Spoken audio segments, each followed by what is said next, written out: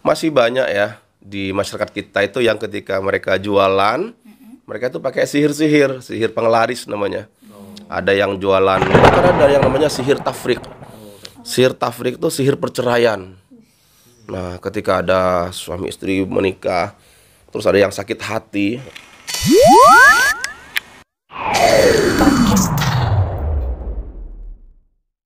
Halo, assalamualaikum sobat RTV. Kali ini kita berada di segmen Podcastar dan kita sudah bersama praktisi Ruqyah Syariah Nasional, yaitu bersama Ustadz Abdurrahman Munawir.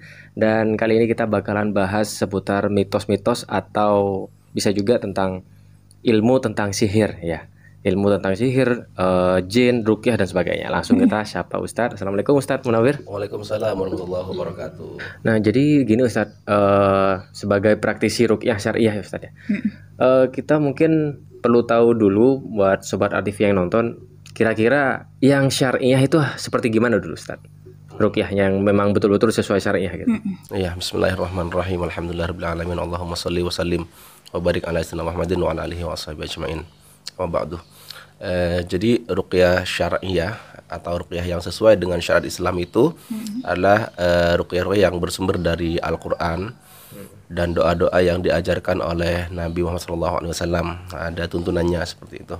Seperti misalkan kita lagi menjenguk orang sakit, kemudian kita bacakan doa Allahumma rabban nas azibil ba'sa washfi anta syafi la shifaa illa shifauk shifaan la yughadiru saqama. Seperti itu kita bacakan kepada yang sakit itu, bismillahi arqiq min kulli syai'in yu'dzik wa min syarri kulli nafsin aw aini hasidin Allahu yashfik bismillahi arqiq. Dan tentunya bisa dikatakan sebagai ruqyah syariah atau ruqyah yang sesuai dengan syariat Islam itu ketika tidak dicampur adukan dengan ritual-ritual kesyirikan. Seperti itu. Berarti kalau misalnya andainya masih ada campur-campur kayak ditambah apa ritual-ritual khusus yang gitu, mengandung khodam apa segala macam, yang ritualnya itu mengarah ke kesyirikan, itu tidak termasuk ke ruqyah syariah. Oh gitu ya. Oke, berarti memang kita harus selektif ketika mau ruqyah ya, betul ya. Dan tentunya kalau misalkan di ruqyah pasti ada ciri-cirinya ya Ustadz ya. Nah, betul. Nah, ciri-ciri yang orang yang terkena gangguan jin itu kayak gimana Ustadz? Ciri-ciri orang yang terkena gangguan jin itu bisa sering kali mimpi buruk, mimpi digigit hewan, kemudian dia bisa melihat penampakan, melihat kuntilanak, pocong apa segala macam tuh sering, atau yang biasa disebut indigo, atau kadang-kadang orang menyebutnya punya indera keenam. Iya benar. Nah, ada sebagian saudara-saudara kita yang menganggap bahwa indigo atau punya indera keenam itu sebuah kelebihan. Padahal itu kekurangan, itu penyakit, harus segera dibersihkan. Jadi di tubuhnya itu ada jin-jin yang bersarang di situ, sehingga dia menjadi manusia setengah jin, bisa melihat jin-jin lain di luar tubuhnya. Maka ketika dilakukan ruqyah syariah, dilakukan terapi Quran kepada penderita indigo, penderita bisa melihat makhluk halus itu, setelah bersih, jin-jinnya keluar dari tubuhnya, insya Allah dia menjadi manusia normal. Jadi tidak bisa lagi melihat makhluk-makhluk halus, tidak bisa lagi punya kemampuan untuk merasakan, bahkan kadang-kadang kemampuan meramal apa segala macam itu gangguan jin sebenarnya. Jadi perlu di ruqyah syariah. Tapi kalau misalnya yang anak indigo itu bisa kayak semacam mengobati juga, itu kayak gimana menurut membantu orang-orang kayak gitu. menurut pandangan Nah, itu juga harus diruqyah sebenarnya. Betul, memang arahnya ke situ memang. Pertama dia itu bisa dapat bisikan, bisa mendengar, merasakan makhluk halus, kemudian bisa melihat. Semakin dipupuk, semakin diasah seperti itu, semakin jadi tuh khodam-khodamnya, jin-jinnya di tubuhnya itu semakin jadi, semakin mau bantu dia. Akhirnya dia bisa meramal, bisa bantu orang ngobati dan lain sebagainya. Nah, itu kemudian yang dia itu digiring untuk menjadi dukun gitu. Meskipun dilakukan kan hal yang baik gitu. Nah, betul. Tapi kalau untuk makna ruqyah dan identik dengan yang namanya sihir atau kayak gimana gitu. Sebenarnya artinya sihir sendiri itu kayak gimana sih? Sihir itu Al-Qur'an banyak sekali menjelaskan tentang sihir. Jadi kalau ada orang yang tidak percaya kepada sihir, berarti dia tidak percaya pada Al-Qur'an. Cukup banyak sekali ayat-ayat Al-Qur'an yang yang menjelaskan tentang sihir itu. Bahkan Rasulullah SAW pernah terkena sihir oleh seorang Yahudi, Labib bin Al-Aqsam, kalau nggak salah itu penyihirnya. Jadi karena Nabi itu sebagai uswah, beliau terkena sihir, kemudian turunlah surah Al-Falaq, An-Nas. Nah, itu kemudian yang kita gunakan untuk meruqyah orang yang terkena sihir dengan membacakan ayat-ayat ruqyah yang berhubungan dengan sihir, pembatal sihir, seperti surah Al-Falaq, surah An-Nas, dan ayat-ayat yang lainnya. Berarti landasan dasar kalau ingin ruqyah minimal 3 kul itu ya Ustaz? Ya, bisa 3 kul, surah Al-Fatihah, Fatihah. terus kemudian awal surah Al-Baqarah, kemudian juga ayat kursi akhir surah Al-Baqarah, kemudian 3 kul itu diulang-ulang dibacakan ke yang sakit, kemudian didoakan sesuai doa-doa yang diajarkan oleh Rasulullah. Insyaallah Allah berikan kesembuhan. Jadi Al-Quran itu memang syifa. Al-Quran itu adalah ada daya penyembuhan di situ. Betul. Hanya saja ada orang-orang yang kadang-kadang di ruqyah dibacakan Al-Quran, Allah belum berikan kesembuhan. Kenapa? Karena ada penghalangnya. Jadi a'udzubillahi minasyaitonirrajim, wa nunazzilu minal Qur'ani ma huwa syifaa'un wa rahmatul lil mu'minin. Allah turunkan Al-Qur'an sebagai syifa, sebagai penyembuh, dan itu pasti sudah. Kenapa? Karena Allah yang meresepkan itu. Jadi itu rumusnya sudah pasti itu.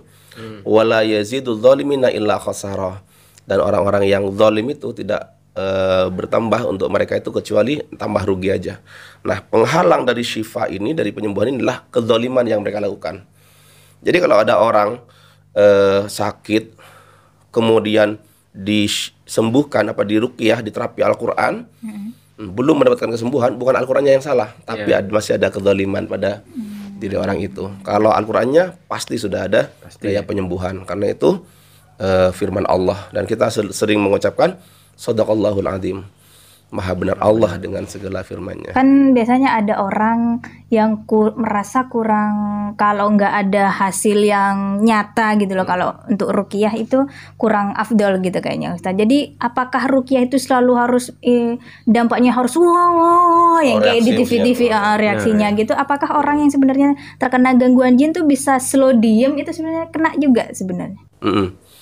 Ketika kita menterapi orang-orang yang sakit, biasanya ada muncul 3 reaksi. Ada reaksi aktif. Reaksi aktif tuh jin-jin di tubuhnya itu mendominasi pikirannya, sehingga ketika dibacakan ayat Al-Quran, berhenti panas, hentikan bacaan Al-Quranmu, dan lain sebagainya. Nah, ketika ditanya, kamu siapa? Aku Sidul misalkan. Dia bilangnya Sidul, padahal yang di ruqyah itu perempuan gitu. Dia menyebutkan nama laki-laki, ya berarti itu sudah jinnya yang berbicara, yang reaksi aktif. Sampai si sakit itu hilang kesadaran, akhirnya jinnya yang ini. Ketika diinterogasi, kenapa kamu masuk tubuh ini? Orang ini mengganggu saya, mengganggu keluarga saya, sebagainya. Saya dikirim oleh ini gitu. Ada seperti itunya. Nah, berarti dia jinnya yang aktif, reaksi aktif. Ada reaksi sebagian. Jadi orang yang masih sadar, kita bacakan ayat-ayat ruqyah, kita bacakan ayat-ayat Al-Quran. Nah, di situ orangnya kadang muntah-muntah, pusing, mual. Kadang-kadang ada yang jalan di bawah kulit, ada getaran-getaran di tubuhnya, terasa panas dan lain sebagainya. Tapi orangnya masih sadar. Nah, itu namanya reaksi sebagian. Ada juga reaksi pasif. Dibacakan Al-Quran, dibacakan ayat ruqyah, dia slow aja, santai aja. Seakan-akan nggak ada apa-apa gitu. Itu bukan berarti dia nggak ada gangguan jin. Setelah kita diagnosa, ternyata banyak ciri-ciri gangguan jin di tubuhnya. Sering mimpi buruk lah, bisa melihat lah, terus kemudian sakit pada waktu-waktu tertentu lah. Tapi ketika diruqyah nggak ada respon, nggak ada reaksi pasif. Nah, itu biasanya orang-orang seperti itu orang yang masih sayang sama jinnya, sayang sama khodamnya, masih sayang pada benda-benda yang dia koleksi dan sebagainya. Benda-benda yang mengandung jin, mengandung khodam. Nah, itu biasanya ketika diruqyah responnya slow-slow aja. Ketika dia memilih untuk memberantas semuanya, mengakhiri semuanya, membersihkan semua khodam-khodam, dia ikhlas melepaskannya, insya Allah sudah ada reaksi-reaksi ketika diruqyah. Oh, justru kalau yang pasif itu yang berbahaya. Ya, Betul. Kadang-kadang lebih besar itu ya. Lebih berat itu kasusnya kadang-kadang. Nggak kedetek soalnya. Iya. Tapi dari sekian banyak yang diruqyah, sebenarnya orang-orang yang terkena jin itu karena kenapa Ustaz? Yang diganggu jin kayak gitu. Kenapa orang itu bisa diganggu jin gitu ya? Ada memang jin itu yang sengaja diundang oleh orang itu. Nah, dia itu sengaja mengundang jin kadang-kadang dengan bacaan-bacaan yang overdosis, bacaan-bacaan wirid-wiridan yang tidak ada tuntunannya dalam Islam, tidak ada sumbernya, dibaca dengan jumlah-jumlah tertentu, dengan ritual-ritual tertentu, harus jam segini, harus nggak boleh ini, nggak boleh itu, banyaklah istilah. Setelah itu dia punya kemampuan yang lebih dibandingkan manusia rata-rata. Setelah dia mengamalkan amalan tertentu, wirid-wirid tertentu, dia kemudian bisa bela diri secara otomatis gitu tanpa belajar gitu. Iya. Terus kemudian dibacok gak mempan apa segala macam. Nah, itu sudah ngundang khadam dia. Contoh lainnya misalkan pasang susu kan, pasang susu.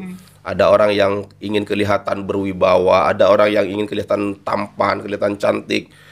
Kemudian dia pasang susu di tubuhnya, sehingga orang melihatnya dia itu menawan, dia itu punya karisma, dia itu cantik. Nah, maka akhirnya jin-jin yang dimasukkan ke tubuhnya itu akan mengganggunya. Itu contoh jin-jin yang diundang ke dalam tubuhnya. Memang diundang, disengaja dimasukkan ke tubuhnya oleh orang itu. Terus kemudian ada orang-orang yang pakai benda-benda yang dianggap keramat, dianggap bisa melindungi.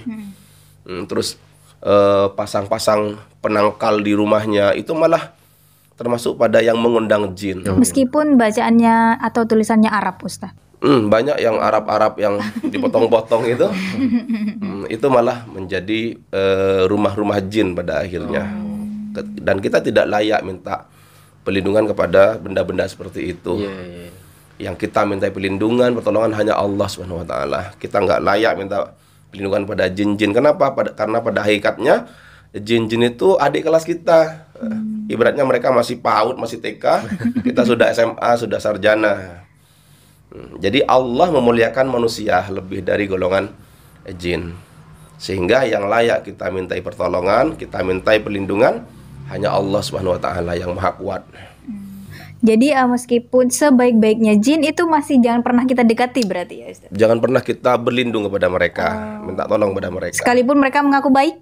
Iya, sekalipun mereka sama dengan kita, ada juga jin-jin muslim, ada jin-jin soleh, ada. Tapi kita tidak layak tetap untuk minta perlindungan, pertolongan kepada mereka. Yang layak kita minta perlindungan, pertolongan hanya Allah SWT. Jadi mirip-mirip lah dengan golongan manusia. Ada juga di golongan mereka itu yang baik gitu. Yang baik ada, yang Islam ada, yang soleh ada, yang nakal ada. Islam yang nakal pun ada di mereka. Nah, di kita kan ada kan? Di kita itu ada. Betul. Dia muslim, dia sholat Jumat, habis sholat Jumat dia nyuri sandal gitu. Kan ada juga seperti itu gitu.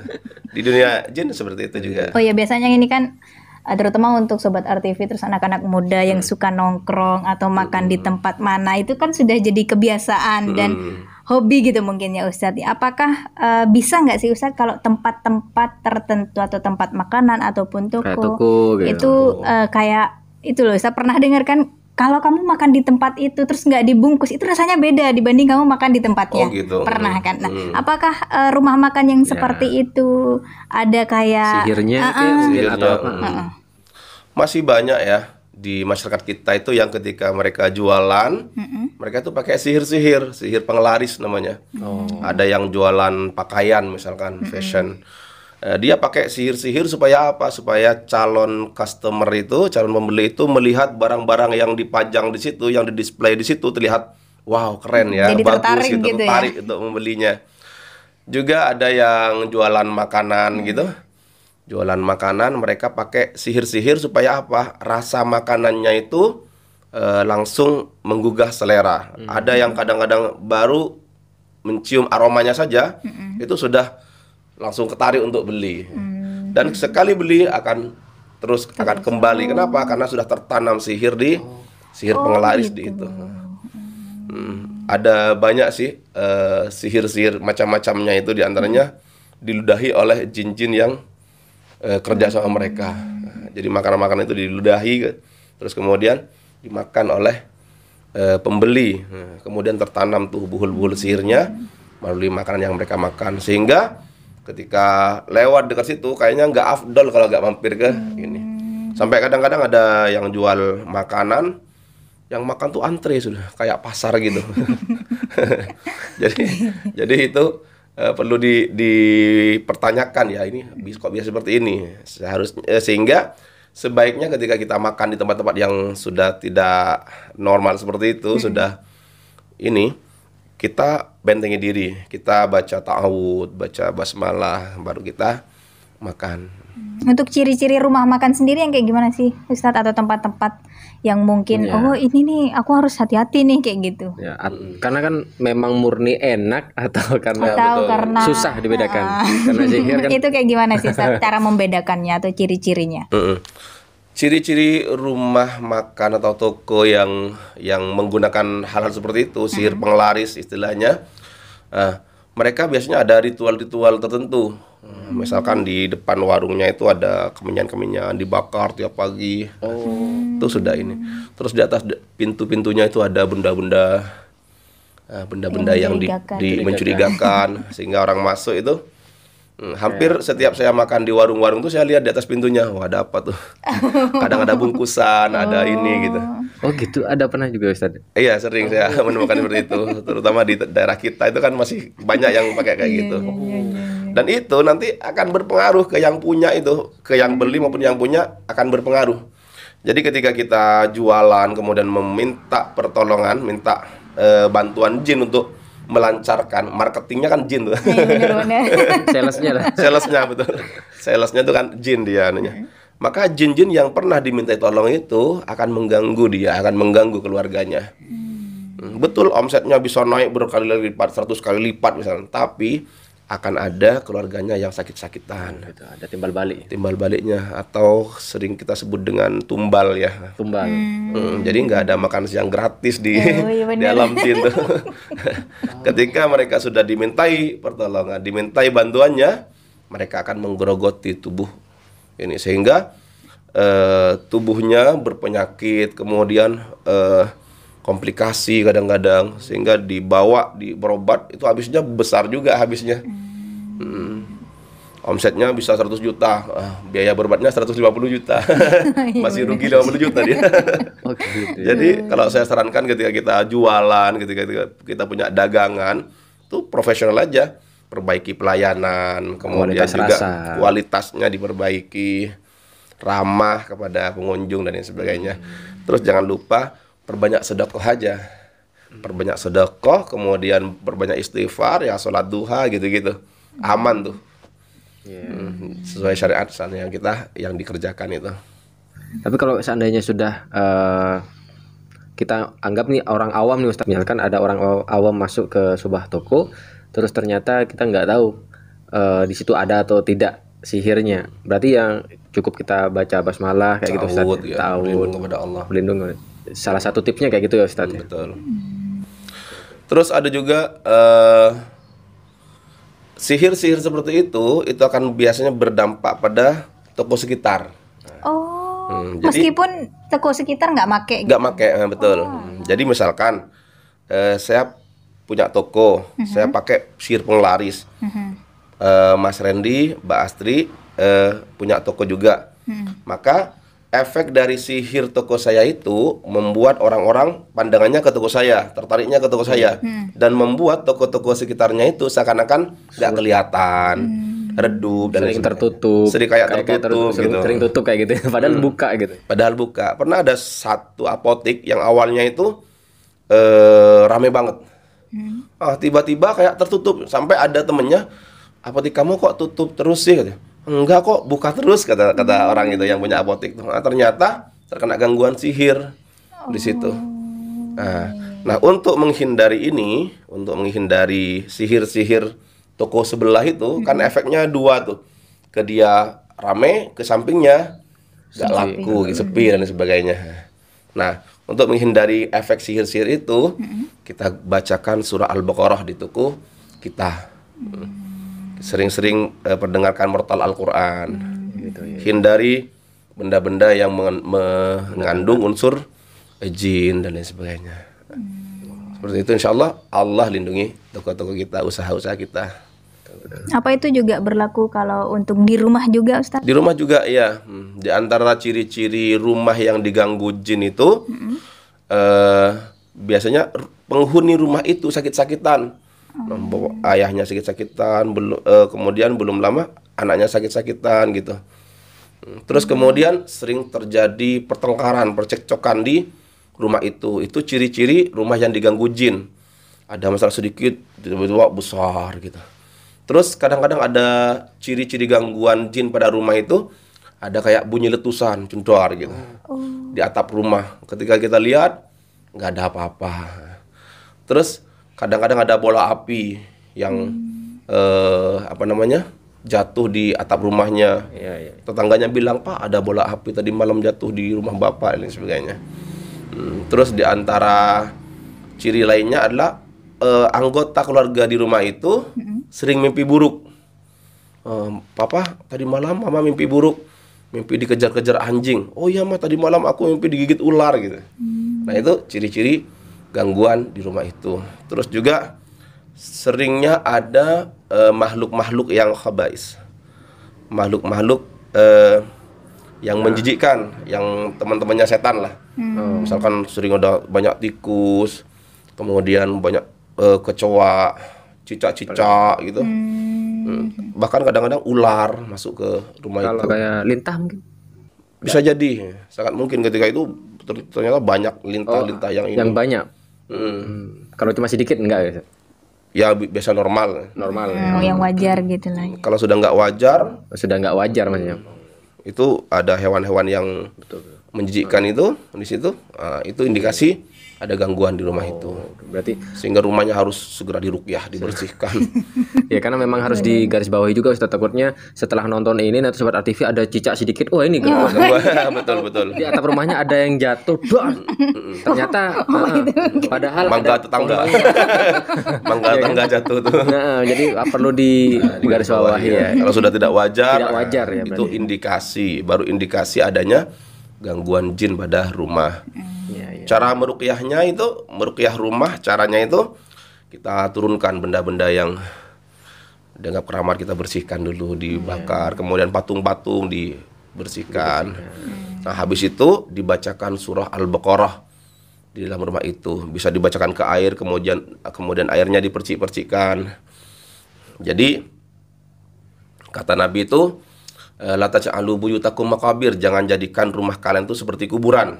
Inna syaitan yang firu minal baitil ladzi tuqra'u fihi suratul Baqarah. Setan-setan itu akan lari dari rumah yang di dalam rumah itu dibacakan surah Al-Baqarah. Nah, jadi seperti itu cara meruqyah rumah.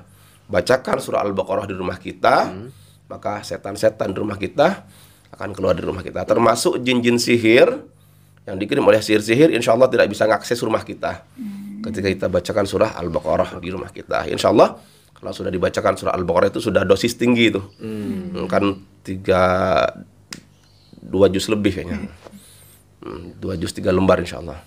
Berarti untuk ayat-ayatnya nggak ada fokusnya, yang penting Full, surah Al-Baqarah full. ya. Kalau kayak dengerin MP3-nya Ustaz, enggak apa-apa? Gimana misalkan kita putarkan MP3 di rumah kita, nggak apa-apa, bagus diperdengarkan orang baca Al-Quran daripada musik-musik di rumah kita. Malah disuka tuh musik-musik oleh jin-jin itu. Mereka suka musik-musik. Itu pun mereka nggak suka kalau di rumah itu sering diperdengarkan ayat-ayat Al-Quran. Hanya saja yang namanya MP3 kan nggak punya hati ya. Oh iya betul. Jadi nggak bisa niat. Jadi lebih afdol memang dibacakan sendiri, karena kita yang punya hati, kita punya niat. Dan tentunya kita berpahala Membaca ya. nanti kalau dipasrahkan ke MP3, MP3-nya yang masuk surga. Iya benar-benar. Dan memang kalau di sebuah rumah itu jin itu berpengaruh juga terhadap keharmonisan ya Ustaz. Betul sekali. Karena kan ada juga tuh Ustaz, jin bisa mengganggu ke harmonisan Rumah tangga, betul. Bahkan ada yang namanya sihir tafrik. Sihir tafrik itu sihir perceraian. Nah, ketika ada suami istri menikah, terus ada yang sakit hati, saya mantannya dia. Saya Iya, benar. dulu diputus sama dia dengan tidak manusiawi gitu. Pertunangan kita diputus sama dia. Akhirnya dia cari dukun, cari itu penyihir, Pak Dukun, tolong itu dipisahkan tuh pasangan itu. Akhirnya apa yang terjadi? Pas suami istri yang menikah itu kemudian sering cekcok, ada masalah sedikit, piring terbang, gelas pecah gitu-gitu. Pokoknya nggak ada benernya tuh. Bahkan sampai mohon maaf, ketika mau melaksanakan hubungan suami istri, tiba-tiba pinggang si suami sakit, nggak bisa, gitu-gitu. Terhalang untuk hal seperti itu. Nah, itu ciri-ciri gangguan pemisah, sihir pemisah hubungan suami istri, pemisah pernikahan, sihir tafrik namanya. Maka pasangan suami istri yang mengalami kejadian-kejadian seperti itu, ciri-ciri seperti itu, salah satu contohnya tiba-tiba ada rasa benci pada pasangan kita. Awalnya kan kita sayang, cinta, tiba-tiba Kayak biasa aja gitu ya. biasa aja, hambar, bahkan ada rasa benci. Lihat istrinya kok nggak cantik lagi. Gitu ya, Ustaz, ya. Lihat suaminya kok dulu romantis, sekarang enggak. Akhirnya terjadi biasa bahkan rasa benci. Nah, maka itu perlu diruqyah keluarga seperti itu. Ya, berarti harus ada, kalau sudah ada rasa bencinya ya, Ustaz. Betul. Suaminya baik atau istrinya baik tapi tiba-tiba benci. Bahkan tiba-tiba emosinya tinggi. Dan masalah sedikit itu langsung emosi tinggi. Nah, itu perlu diruqyah. Sehingga setelah bebas dari gangguan jinnya, bebas dari gangguan sihirnya, insya Allah kembali harmonis lagi pasangan seperti itu. berarti masih bisa ya, Ustaz, diselamatkan. Insya Allah bisa. Ya. Malah kalau sihir itu insya Allah lebih mudah. Kenapa? Karena yang sihir tuh kan jin-jin datang tuh, jin tamu. Nah, beda dengan jin yang tuan rumah yang memang dia sendiri yang mengundang. Nah, jadi itu.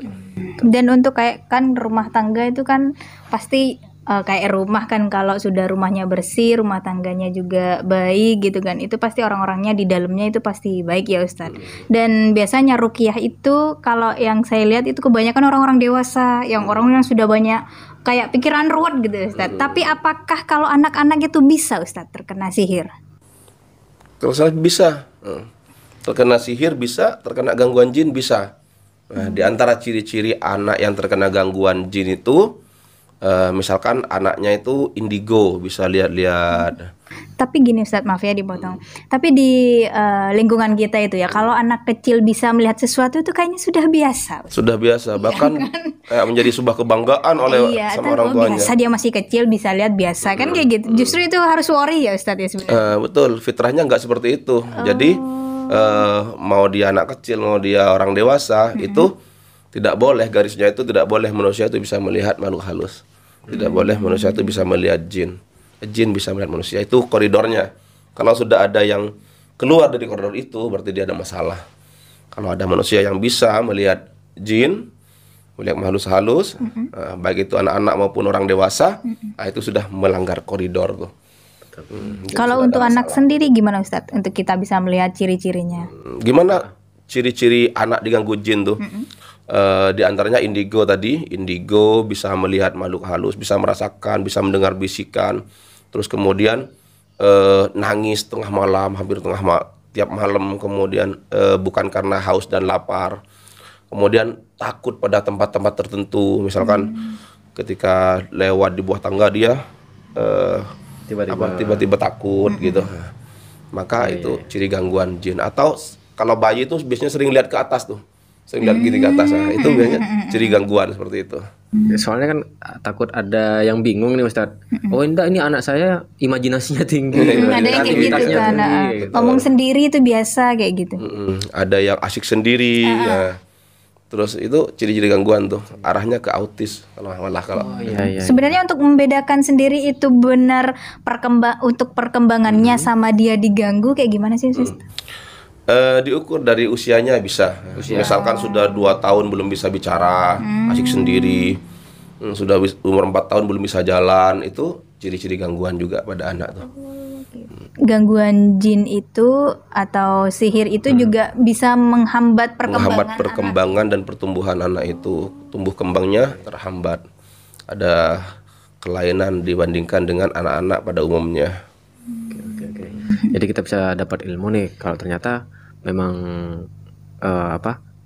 nggak ada salahnya kalau kita coba untuk ruqyah syar'i, yang syar'i ya, untuk keluarga-keluarga kita, untuk tempat-tempat kita ya Ustadz ya. Mungkin ada yang disampaikan Ustadz. Bismillah.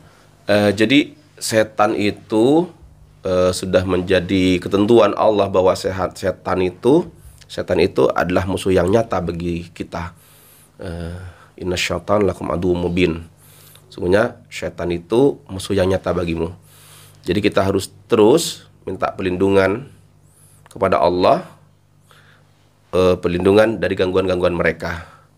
Bukan hanya sebulan sekali, bukan hanya setahun sekali, hanya ketika ruqyah saja, tapi tiap waktu, tiap hari, tiap saat kita terus mohon perlindungan kepada Allah dari gangguan-gangguan setan itu. Di antaranya dengan zikir pagi petang, banyak zikir kepada Allah, laksanakan kewajiban-kewajiban kita kepada Allah. Masya Allah. Jadi memang betul banget ya menurut kata Ustaz Munawir ya. Dan mungkin buat Sobat RTV yang merasa ada gangguan, bisa untuk coba ruqyah mandiri di rumah dengan tuntunan yang disampaikan oleh Ustaz Munawir. Dan jika masih ada kesulitan juga bisa langsung ruqyah dengan Ustadz Munawir sebagai praktisi ruqyah syariah nasional. Dan mungkin nanti kita bakalan taruh di deskripsi bagi Sobat RTV yang masih belum tahu Instagramnya atau kontak personnya, nanti kita taruh di deskripsi di bawah. Dan tentunya juga buat Sobat RTV yang ingin merasa ada gangguan lah Kak, semacam gangguan atau semacamnya, jangan ragu-ragu untuk langsung coba ruqyah yang syariah. Jangan langsung apa-apa sedikit-sedikit ke dukun, sedikit-sedikit ke orang sakti. Karena kita harus selidiki dulu yang mana yang memang betul itu sesuai syariah atau bukan, ya kan, kayak gitu. Karena kita sebagai anak muda harus menjadi anak muda yang berlogika juga sih ya. Kita harus juga berpikir gitu loh. Ini logis nggak sih? Ini sesuai nggak sih? Ini ada tuntunannya nggak sih, kayak gitu. Jangan hanya katanya dan katanya ya. Orang dulu gitu ya kan.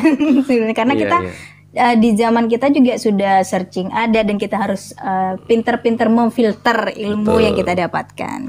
Betul banget. Oke, terima kasih buat Ustadz Munawir. Sama-sama. Atas sharing waktunya juga, dan tentang ilmu tentang sihir dan jin. Semoga nanti Sobat RTV yang nonton bisa lebih luas wawasannya, lebih paham tentang yang mana sih yang ruqyah syariah dan yang bukan. Kayak gitu. Oke, terima kasih juga buat Sobat RTV yang nonton, dan see you in the next video. Bye bye. Wassalamualaikum warahmatullahi wabarakatuh.